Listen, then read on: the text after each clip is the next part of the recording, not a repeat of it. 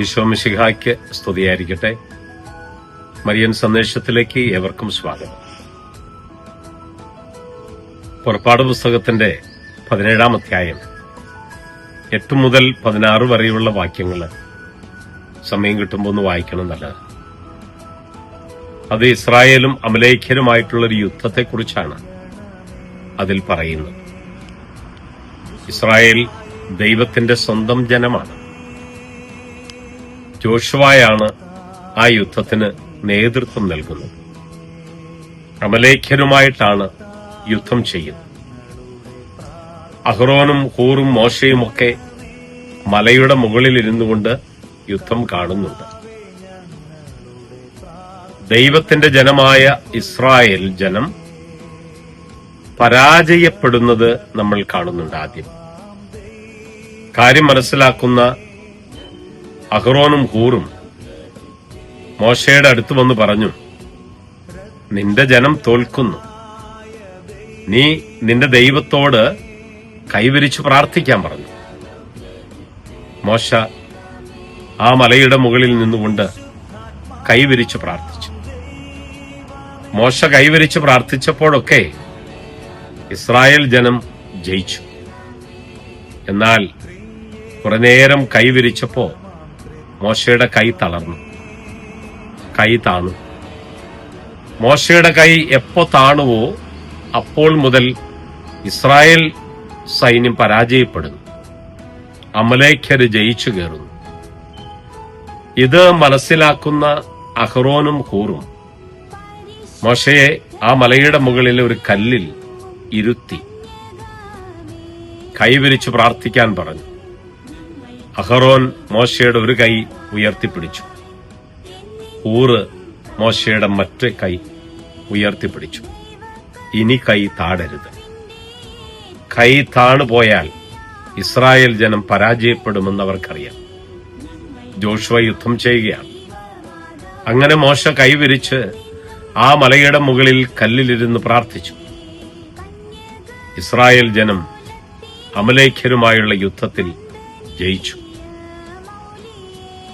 നമ്മുടെയൊക്കെ ജീവിതത്തിന്റെ ബന്ധങ്ങളിൽ ചില യുദ്ധസമാനമായ അന്തരീക്ഷങ്ങൾ ഉണ്ടാകും.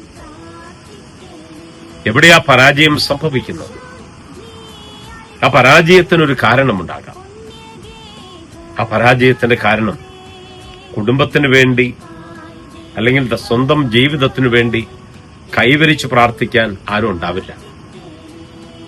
കുടുംബത്തിനു വേണ്ടി കൈവരിച്ച് പ്രാർത്ഥിക്കാൻ കുടുംബനാഥനുണ്ടാകും, കുടുംബനാഥയുണ്ടാകും. നമ്മുടെയൊക്കെ ജീവിതത്തിന്റെ ആവശ്യങ്ങളുടെ മുമ്പിൽ നമ്മൾ പരാജയപ്പെട്ടു പോയാൽ ആ പരാജയത്തിൽ നിന്ന് വിജയത്തിലേക്ക് എത്തണമെങ്കിൽ പ്രാർത്ഥിക്കാൻ, കൈവരിച്ച് പ്രാർത്ഥിക്കാൻ ഉണ്ടാവണം.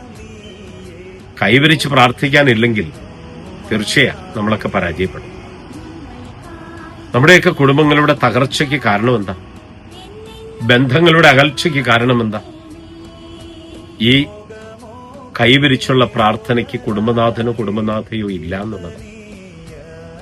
കാലഘട്ടം മാറി, ഉത്തരാധുനികമായി, മോഡേൺ ടെക്നോളജി വളർന്നു. നമ്മുടെയൊക്കെ സമയങ്ങളും നമ്മുടെയൊക്കെ ബന്ധങ്ങളും നമ്മുടെയൊക്കെ സ്നേഹങ്ങളുമൊക്കെ ഈ ടെക്നോളജി കവർന്നെടുത്തു. പക്ഷേ അതുകൊണ്ട് നഷ്ടപ്പെട്ടു പോയി പാരമ്പര്യമായി നമ്മൾ കാത്തുസൂക്ഷിച്ച ഈ കൈവിരിച്ചുള്ള പ്രാർത്ഥന. ആ പ്രാർത്ഥനയുടെ അഭാവം നമ്മുടെയൊക്കെ കുടുംബ ബന്ധങ്ങളെ ഉലച്ചു, കുടുംബ ബന്ധങ്ങളെ തകർത്തു. അതുകൊണ്ട് വിശുദ്ധ ഗ്രന്ഥം നമ്മോട് പറയുന്നു, കൈവിരിച്ച് പ്രാർത്ഥിക്കാൻ, കുടുംബത്തിനു വേണ്ടി കൈവിരിച്ച് പ്രാർത്ഥിക്കാൻ കുടുംബനാഥനുണ്ടാകും. കുടുംബത്തിനു വേണ്ടി കൈവരിച്ചു പ്രാർത്ഥിക്കാൻ കുടുംബനാഥയുണ്ടാകും. ജീവിതത്തിലെ ഏത് യുദ്ധങ്ങളുടെ മുമ്പിലും പരാജയം ഉണ്ടാവില്ല, ജയിക്കാൻ സാധിക്കും. ഇപ്പൊ ജീവിതത്തിൽ ജയിക്കാൻ കഴിയണമെങ്കിൽ ജപമാല അതൊരു വലിയ പ്രാർത്ഥനയാണ്. നമ്മളൊക്കെ എത്രമാത്രം ജപമാലകൾ ചൊല്ലി പ്രാർത്ഥിക്കുന്നുവോ അത്രയേറെ അനുഗ്രഹങ്ങള് അമ്മ നമുക്ക് പകർന്നു തരും. അതുകൊണ്ടാ ഒരു നന്മ നിറഞ്ഞ മറിയമേ എന്നുള്ള പ്രാർത്ഥന ചൊല്ലുമ്പോൾ മാതാവ് 2 അനുഗ്രഹം നമുക്ക് നൽകുമെന്ന് വിശുദ്ധര് പറഞ്ഞത്. അപ്പോ 50 നന്മ നിറഞ്ഞ മറിയമേ എന്നുള്ള പ്രാർത്ഥന ഉൾക്കൊള്ളുന്ന ജപമാല ചൊല്ലിയാലോ 100 അനുഗ്രഹങ്ങൾ നമുക്ക് കിട്ടും. പ്രാർത്ഥനയുടെ ചുവടുവയ്പ് അത് പിന്നിലേക്ക് എടുക്കരുത്. ദൈവത്തിന്റെ മുമ്പിൽ കൈവരിച്ച് പ്രാർത്ഥിക്കാൻ നമ്മൾ ഉണ്ടാവുക. അവിടെ ആ കൈവരിച്ച് പ്രാർത്ഥിക്കുന്നിടത്ത് അനുഗ്രഹത്തിന്റെ ജയം ദൈവം തരും, തരാതിരിക്കില്ല. അതാണ് പ്രാർത്ഥനയുടെ, അതാണ് ജപമാലയുടെ വലിയ പുണ്യം. പരിശുദ്ധ അമ്മ നമ്മെ അനുഗ്രഹിക്കട്ടെ. ആമേൻ.